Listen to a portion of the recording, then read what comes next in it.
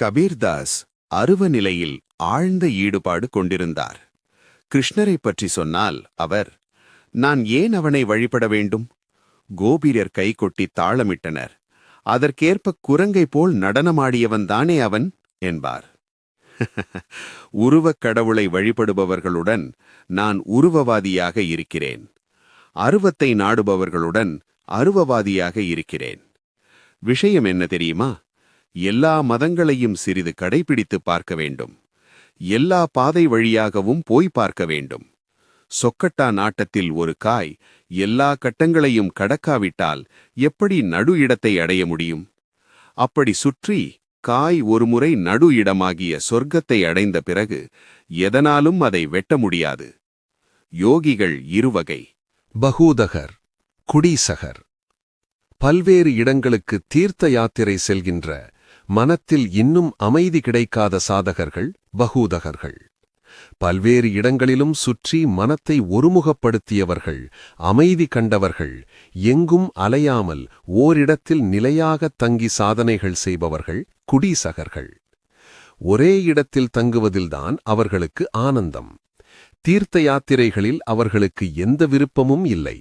ஒருவேளை அவர்கள் அப்படி சென்றாலும் அது ஒரு புத்துணர்ச்சியை பெறுவதற்காக மட்டுமே. இந்து மதம், இஸ்லாம், கிறிஸ்தவம் முதலியவற்றுடன் சாக்தம், வைணவம், வேதாந்தம் என்று எல்லா நெறிகளையும் நான் பின்பற்ற வேண்டியிருந்தது. எல்லா பாதைகள் வழியாகவும் செல்ல வேண்டியிருந்தது. எல்லோரும் அந்த ஒரே கடவுளை நோக்கியே வருகிறார்கள். வெவ்வேறான பாதைகள் வழியாக வருகிறார்கள் என்று அப்போது கண்டேன். காமினி, காஞ்சனம்தான் மாயை. இவற்றின் பிடியில் நீண்ட நாள் இருக்க நேர்ந்தால் கூருணர்ச்சியை இழக்க நேரிடுகிறது. நான் நன்றாகத்தான் இருக்கிறேன் என்றே அவன் நினைத்துக் கொள்வான். தோட்டி மலக்கூடையை சுமந்து செல்கிறான். பழக்க தோஷத்தின் காரணமாக அதன் மீதுள்ள வெறுப்பு அவனுக்கு போய்விடுகிறது. இறைவனின் திருநாமத்தையும் புகழையும் பாடுவதில் தொடர்ந்து ஈடுபட்டால் படிப்படியாக பக்தி வருகிறது. அதற்கு வெட்கம் கூடாது. வெட்கம், வெறுப்பு, பயம் மூன்றும் கூடாது. பக்தனின் இதயம் இறைவனின் இருப்பிடம். அவர் எல்லா உயிர்களிலும் உறைகிறார் என்பது உண்மைதான். ஆயினும் பக்தனின் இதயத்தில் அவர் சிறப்பாக எழுந்தருள்கிறார். ஒரு ஜமீன்தார் தனக்கு சொந்தமான இடத்தில் எங்கு வேண்டுமானாலும் இருக்கலாம். ஆனால் பொதுவாக இன்ன வரவேற்பறையில் போனால் அவரை காண முடியும் என்பது மக்களுக்குத் தெரியும். அதுபோல் பக்தனின் மனம் பகவானுடைய வரவேற்பறை. ஞானிகள் யாரை பிரம்மம் என்கிறார்களோ அவரையே யோகிகள் ஆன்மா என்கிறார்கள். பக்தர்கள் பகவான் என்கின்றனர்.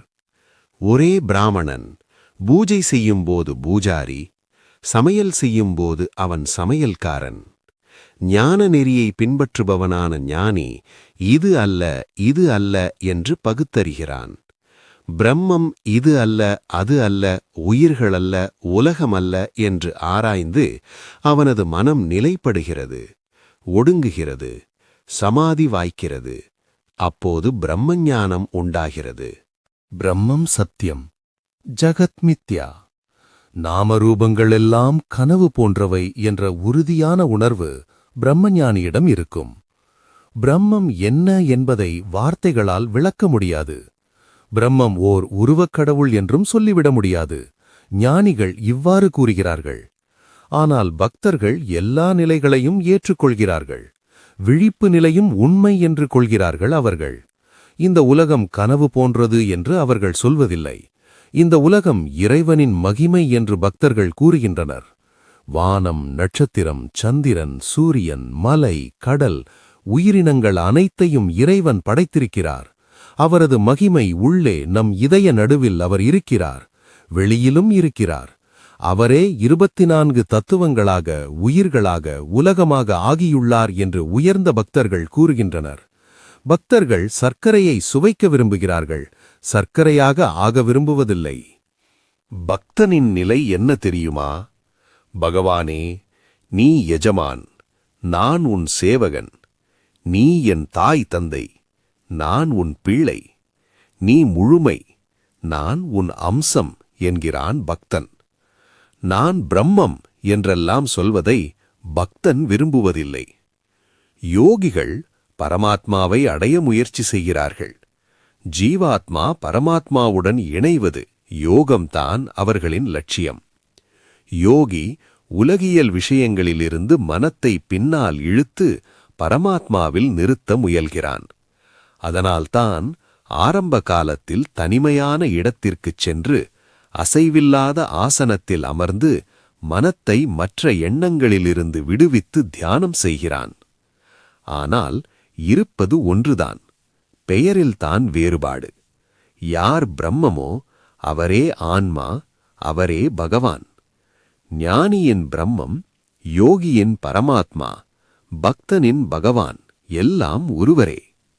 படைத்தல், காத்தல், அழித்தல், உயிர், உலகம் எல்லாம் சக்தியின் விளையாடல் என்கின்றனர் ஞானிகள்.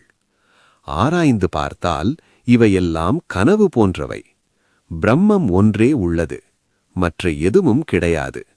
சக்தியும் கனவை போன்றதுதான்.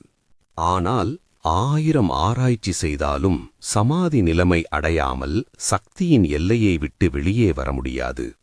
நான் தியானம் செய்கிறேன், நான் சிந்தனை செய்கிறேன், இவையெல்லாம் சக்தியின் எல்லைக்கு உட்பட்டவை, சக்தியின் ஐஸ்வரியத்திற்கு உட்பட்டவை. எனவே பிரம்மமும் சக்தியும் வேறல்ல. ஒன்றை ஏற்றுக்கொண்டால் மற்றொன்றையும் ஏற்றே ஆக வேண்டும். நெருப்பும் அதன் சூடும் போல் நெருப்பை ஏற்றுக்கொண்டால் அதன் சூட்டையும் ஏற்றுக்கொள்ள வேண்டும். சூட்டை விட்டுவிட்டு நெருப்பை நினைக்க முடியாது. நெருப்பை விட்டுவிட்டு அதன் சூட்டையும் நினைக்க முடியாது. சூரியனை விட்டுவிட்டு அதன் கதிர்களை நினைக்க முடியாது. கதிர்களை விட்டுவிட்டு சூரியனையும் நினைக்க முடியாது. பால் எப்படி இருக்கிறது? ஓ, வெண்மை, வெண்மைதான். பாலை விட்டுவிட்டு அதன் வெண்மை நிறத்தை மட்டும் நினைக்க முடியாது. அதுபோல் பாலின் வெண்மை நிறத்தை விட்டுவிட்டு பாலையும் நினைக்க முடியாது. இதுபோன்றே பிரம்மத்தை விட்டுவிட்டு சக்தியையோ, சக்தியை விட்டுவிட்டு பிரம்மத்தையோ நினைக்க இயலாது. இறைவனை விட்டுவிட்டு உலகையோ, உலகை விட்டுவிட்டு இறைவனையோ நினைக்க முடியாது. ஆத்ய சக்தி ஆடல்மயமானவள். அவள் படைக்கிறாள், காக்கிறாள், அழிக்கிறாள். அவளுடைய பெயர்தான் காளி. காளிதான் பிரம்மம், பிரம்மமே காளி. இருவரும் ஒருவரே. ஆக்கல், அழித்தல், அழித்தல் என்று எந்தச் செயலும் இல்லாமல் அவள் இருப்பதாக நாம் நினைக்கும்போது பிரம்மம் என்கிறோம். இந்தச் செயல்களை செய்யும்போது அவளை காளி என்கிறோம், சக்தி என்கிறோம். உள்ளது ஒன்று, நாமரூபம்தான் வேறு. தண்ணீர் ஒன்றே, அதையே ஜலம், வாட்டர், பானி என்றெல்லாம் அழைக்கிறோம். ஒரு குளத்திற்கு 3-4 படித்துறைகள். ஒரு துறையில் இந்துக்கள் நீர் அருந்துகிறார்கள், அவர்கள் அதை தண்ணீர் என்கிறார்கள். மற்றொரு படித்துறையில் முகமதியர்கள் நீர் அருந்துகிறார்கள், அவர்கள் பானி என்கிறார்கள். இன்னொரு துறையில் ஆங்கிலேயர்கள் நீர் அருந்துகிறார்கள், அவர்கள் வாட்டர் என்கிறார்கள். மூன்றும் ஒன்றுதான், பெயரில்தான் வேறுபாடு. இறைவனை சிலர் அல்லாஹ் என்கிறார்கள், சிலர் காட் என்கின்றனர், சிலர் பிரம்மம் என்கிறார்கள், சிலர் காளி, ராமர், ஹரி, இயேசு, துர்க்கை என்றெல்லாம் கூறுகின்றனர்.